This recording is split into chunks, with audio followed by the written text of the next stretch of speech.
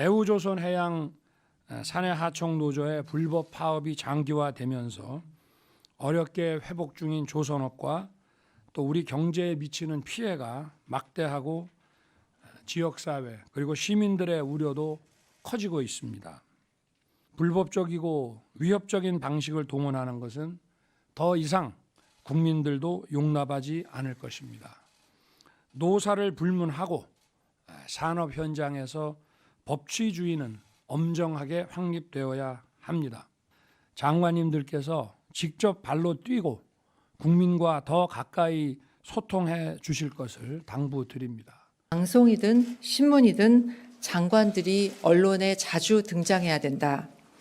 해당 부처가 하는 일, 그리고 정부가 추진하는 정책에 대해서 적극적으로 알리라고 당부했습니다. 이건희 회장은 본인은 뒤로 물러서 있으면서 스타 CEO를 많이 배출을 했고, 그렇게 함으로써 기업의 가치를 키우는데 크게 기여를 했다는 겁니다.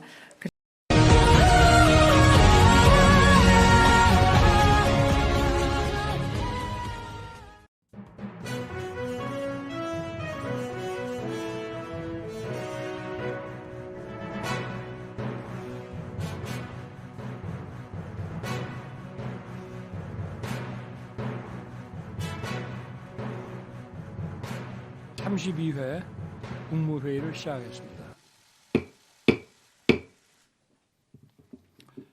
코로나가 재확산 기로에 있습니다.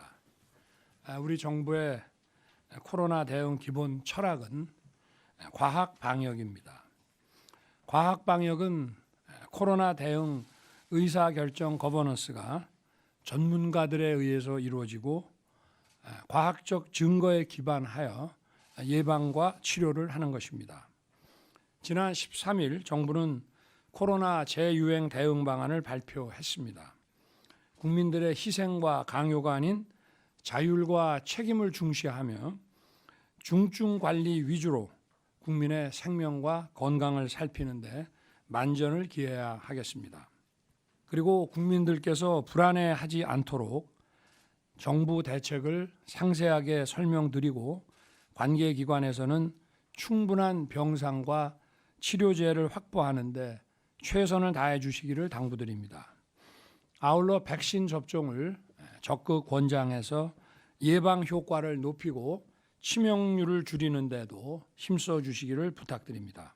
대우조선해양 산해하청노조의 불법 파업이 장기화되면서 어렵게 회복 중인 조선업과 또 우리 경제에 미치는 피해가 막대하고 지역사회 그리고 시민들의 우려도 커지고 있습니다.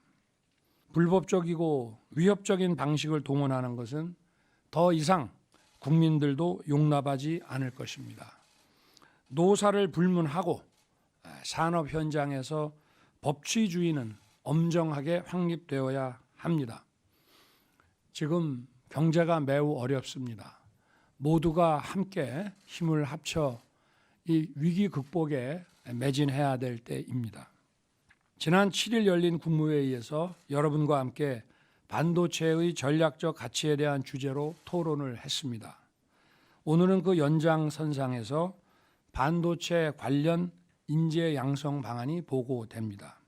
어렵더라도 우리가 미래의 먹거리고 성장의 토대가 되는 이런 분야에 대해서는 과감하게 투자와 지원을 해야 됩니다. 거듭 강조하지만 반도체는 국가 안보 자산이고 우리 산업의 핵심입니다. 그리고 우리 경제의 비약적 성장을 위한 중장기 계획과도 맞물려 있는 핵심 전략 산업입니다. 4차 산업혁명의 첨단 산업 구조에서 우수한 인재를 키워 성장의 선순환 체계를 만드는 것이 무엇보다 중요합니다. 그래서 관련 분야의 대학 정원을 확대하고 현장 전문가들이 교육에 기여할 수 있도록 규제를 과감하게 풀어야 할 것입니다. 또 반도체 분야뿐만이 아니라 과학기술 인재를 양성해 산업 저변을 확대하는 데 정부의 역량을 집중할 것입니다.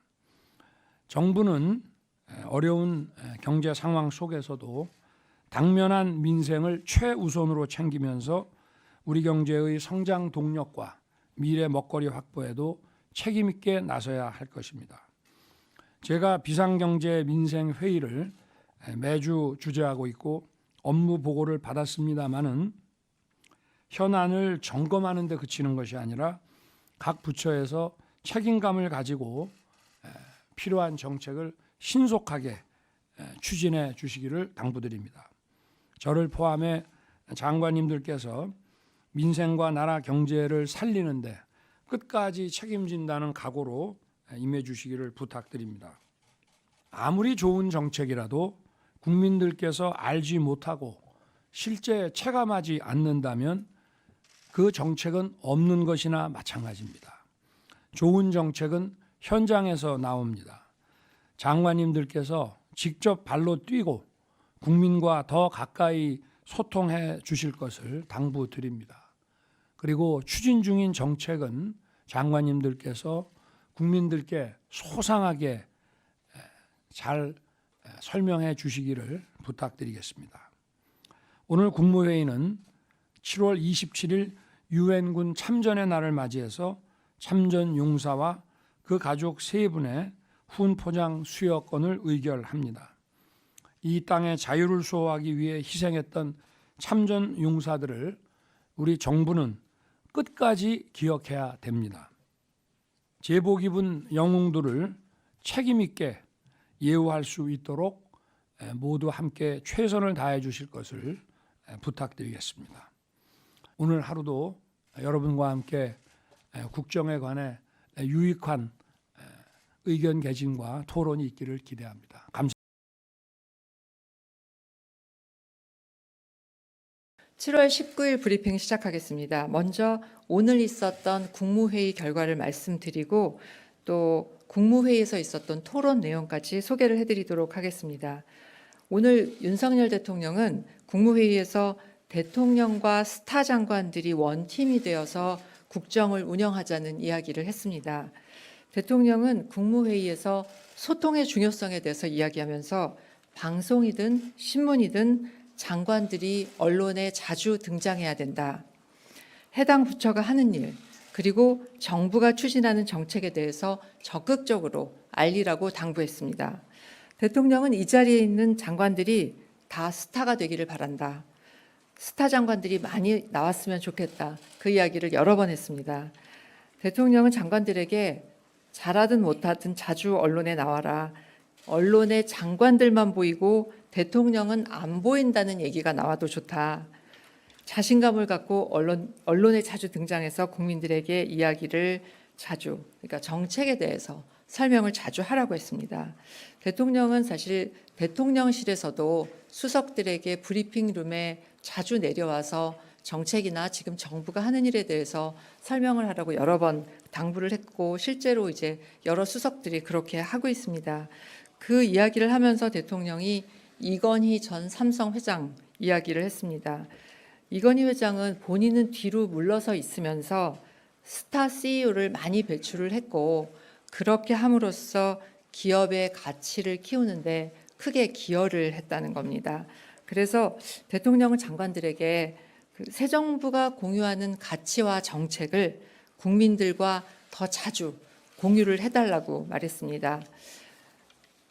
아마 대통령이 장관들에게 당부한 그 공유하면 좋을 가치라고 하는 것은 이제 주로 자유, 헌법, 인권, 법치, 국제사회와의 연대, 약자와의 연대, 그리고 대통령이 취임사에서 했던 여러 가지 주제에 대해서 함께 국민과 나누어 달라고 그렇게 이야기를 했습니다. 특히 그 대통령이 그렇게 말씀하신 뜻은 우리 정부가 공유하는 공통의 언어, 철학, 그리고 각 부처가 추진하고 있는 국정 과제를 더 자주 국민들과 공유를 함으로써 우리가 어떤 일을 하고 있는지, 새 정부가 지금 어떤 일에 집중을 하고 있는지 국민들이 더 잘 이해하고 아실 수 있도록 했으면 좋겠다는 그런 뜻이었습니다. 그리고 이어서 국제인권, 국제협력, 다시 하겠습니다. 북한인권국제협력대사 임명 그리고 북한인권재단 출범과 관련해서 잠시 말씀을 드리겠습니다. 국무회의에서 북한인권국제협력대사 임명안이 통과가 됐습니다. 여러분도 잘 아시겠지만 그 해당 대사직에는 이신화 고려대 정치외교학과 교수가 지명이 됐습니다. 북한인권국제협력대사로 지명된 이신화 교수는 북한 및 국제협력과 관련한 다수의 저서와 연구 논문을 저술을 했고 유엔본부 르완다 독립조사위 코피아난 사무총장 특별자문관 그리고 유엔 사무총장 평화구축기금 자문위원을 역임하는 등 풍부한 국제협력 경험을 가지고 있습니다. 이번에 그 북한인권 국제협력대사가 임명된 것은 지난 2017년 9월 이후 5년 만입니다. 국제사회와의 협력 속에서 북한 인권 개선에 주도적으로 나서겠다는 윤석열 정부의 뜻이 이번 기회를 통해서 잘 표현될 것으로 생각을 합니다. 윤석열 정부는 또 아직도 지연이 되고 있는 국제인권재단의 출범도 적극 추진할 계획입니다. 북한인권재단은 2016년부터 시행된 북한인권법 이행을 위한 핵심 기구인데 지난 정부의 소극적인 태도 그리고 국회가 재단 이사를 추천하지 않아서 아직까지 출범하지 못하고 있는 상태입니다. 이로 인해서 북한인권법 자체가 유명무실화되고 있는 상황이고 국제사회에서도 계속 문제 제기가 이루어지고 있습니다. 따라서 윤석열 정부는 북한인권재단을 조속하게 출범시킬 수 있도록 국회 원구성이 완료되는 시점에 재단 이사 추천 협조를 여야에 강력하게 요청할 예정입니다. 또 필요하다면 정부 측 인사 2명을 우선 임명하는 방안도 검토를 하고 있습니다. 그리고 오늘 국무회의에서 박순애 부총리 겸 교육부 장관이 관계부처 합동 반도체 관련 인재 양성 방안에 대해서 보고를 했습니다. 그 중요한 내용들 몇 가지 요약해 드리겠습니다. 반도체 업계에는 앞으로 한 10년 동안 12.7만 명, 약 13만 명 정도가 되죠. 추가 수요가 발생할 것으로 예측을 하고 있습니다. 그런데 공급 규모가 절대적으로 부족해서 인력난이 심화될 것으로 예상이 되고 있습니다. 그래서 오늘 보고된 반도체 인재 양성 방안에서는 2031년까지 15만 명 이상의 반도체 인재를 양성하는 것을 목표로 한 정책 방안을 마련했습니다. 이 정책 방안의 핵심을 말씀드리면 과감한 규제 혁파를 추진을 해서 지역 구분 없이 역량이 있는 대학을 대상으로 정원 증원 허용 요건을 완화하고 현장 전문가가 임용될 수 있도록 교원 자격 요건을 완화한다는 겁니다. 고급 인력 양성에 주력을 하면서 융합교육의 저변을 확보하는 것도 또 한 가지 중요한 점이고요. 여기서 대통령이 주재하는 인재 양성 전략 회의를 곧 그러니까 신설을 해서 범부처 민관 합동 인재 양성을 위한 협업 체계를 구축할 계획입니다. 이번 안건은 지난 6월 7일이었죠. 반도체에 대한 이해 및 전략적 가치를 주제로 국무위원들이 토론을 했었는데 당시 대통령이 지시를 했던 사항이었습니다. 그래서 당시 있었던 토론의 첫 번째 후속 조치로 이뤄졌던 일이었습니다. 그리고 또 몇 가지 오늘 여러분들이 아마 오늘 그 국무회의에는 46건의 안건이 올라왔습니다. 근데 그 중에서 여러분들이 관심을 가질 만한 것 몇 가지만 소개를 해드리겠습니다. 민생물가 안정을 위해서 할당관세 0%를 적용을 하기로 했습니다.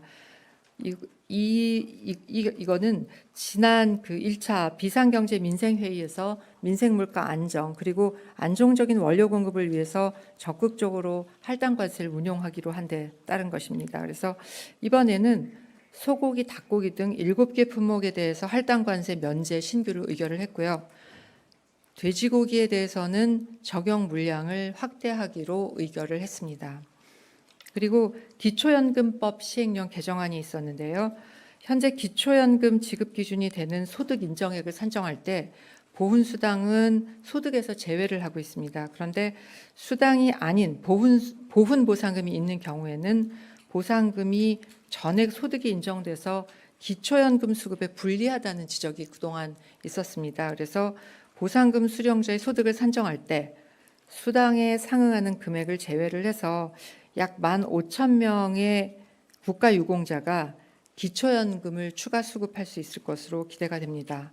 그리고 7월 27일 유엔군 참전의 날을 맞아서 참전용사 등을 대운으로 훈 포상 수여 3건을 의결했습니다. 예. 여기까지가 오늘 온 마이크로 말씀드리는 거고요. 지금부터는 백브리핑으로 넘어가겠습니다.